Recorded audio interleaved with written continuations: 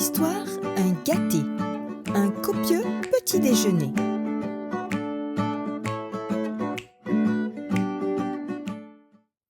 Comme tous les matins, Elena s'installe devant son petit déjeuner avant de partir à l'école. Son grand bol de lait chaud et fumant attend la douce surprise du mets qui va lui être présenté. Céréales, biscottes ou pain? Alors qu'elle s'apprête à saisir l'objet de son choix, sa maman l'interpelle. « Elena, je t'ai préparé 2 tartines avec le beurre et la confiture de mamie. » La fillette réplique. « Non, je préfère les céréales. » Sa maman, déçue, lui dit. « Mais alors, que vais-je faire des tartines ?» Sans répondre, Elena saisit le paquet de céréales et verse une belle quantité de flocons dans son bol.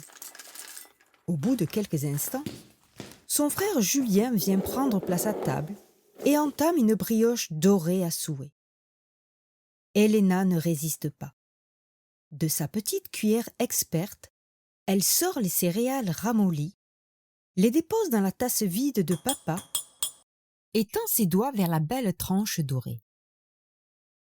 À la 2e bouchée, elle se rend compte que son estomac ne peut plus rien accepter.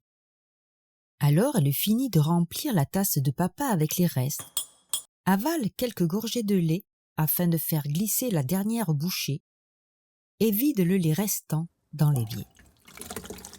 Elle place ensuite ses couverts dans le lave-vaisselle et va se brosser les dents. Un baiser à sa maman et elle se dirige vers son papa qui doit l'accompagner à l'école. Sa maman lui dit alors: « Peux-tu s'il te plaît jeter la poubelle et sortir le conteneur dans la rue ?»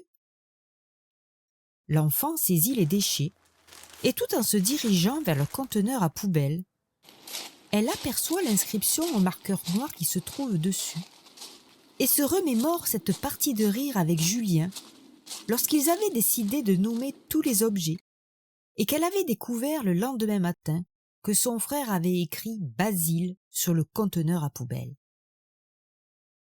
La fillette presse alors le pas sans autre attention et déplace Basile vers le portail pour l'abandonner à son emplacement extérieur. Pourtant, derrière elle, bien des regards se portent sur le nouvel arrivant. En effet, dans la rue, chaque maison se voit dotée de son conteneur et tous les matins ceux-ci se confrontent. Basile est honteux. Il est très mal vu dans le quartier par les autres poubelles, car il est le plus mal noté. Chacun se voit jugé d'après ses propriétaires et la façon dont ils ont le respect des choses. Bien sûr, dans la famille de Basile règne le bonheur, la joie, le jeu, mais au niveau du gaspillage et du recyclage, là, ce n'est pas gagné. Il est le plus nul de tous. On peut trouver dans son ventre des bouteilles en plastique, des verres à profusion, des boîtes en carton et surtout de la nourriture. Tous l'accablent lamentablement. Ils n'ont pas tort. C'est vrai que cette famille ne fait pas grand-chose pour changer ses habitudes. Mais lui, que peut-il faire? Soudain, le camion de ramassage des ordures ménagères s'arrête près de lui pour le soulager de son lourd fardeau. Là, devant ses voisins, il voit sortir de ses entrailles les tartines à la confiture, la brioche et une bouillie de céréales. Puis suivent les bouteilles, boîtes, emballages et déchets organiques. De honte, il préfère fermer les yeux et ne plus être le spectateur de tout ce gâchis. Il attend avec impatience le moment où il pourra être de nouveau dans le jardin, seul, mais au moins à l'abri des critiques. Quelques jours plus tard, alors que le printemps pointe le bout de son nez, voici la famille au complet sur la terrasse lors du déjeuner. Un mot issu de la conversation le réveille. Il prête l'oreille et écoute attentivement. Elena explique. « Alors, j'ai levé le doigt et je me suis proposée pour cette recherche. » Son frère Julien, qui s'était levé de table pour aller chercher une autre bouteille d'eau en plastique, se propose de l'aider dans ses recherches. Elle lui répond. « Oh oui, c'est génial de m'aider. De quoi parlait-il se demande Basile. Un mot m'a réveillé. Mais lequel? Les jours passent, les uns à la suite des autres, et il oublie l'épisode. Mais au bout de quelque temps, il se voit refuser l'accès au trottoir. C'est évident qu'il ne pouvait pas sortir, puisqu'il n'était plein qu'à un quart. Tous l'attendent, mais il ne viendra pas. C'est alors qu'il réalise que plus une seule bouteille en plastique ou en verre, plus un seul carton ou papier, ni même un seul quignon de pain ne sont là, dans son ventre. Voilà ce qui explique le peu de détritus. À midi, Julien apporte cette fois à table une carafe d'eau en verre et tout le monde partage le repas.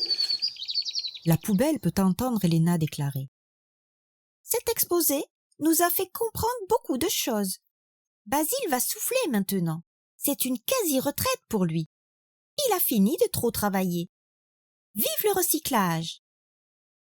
Fier d'être au centre de la conversation, il est loin d'imaginer la suite. Lorsque le repas touche à sa fin, les enfants installent à ses côtés 3 jolis conteneurs de couleurs différentes. Un vert pour le verre, un jaune pour les plastiques et un bleu pour les papiers et cartons. Bien sûr, Basile pour le reste.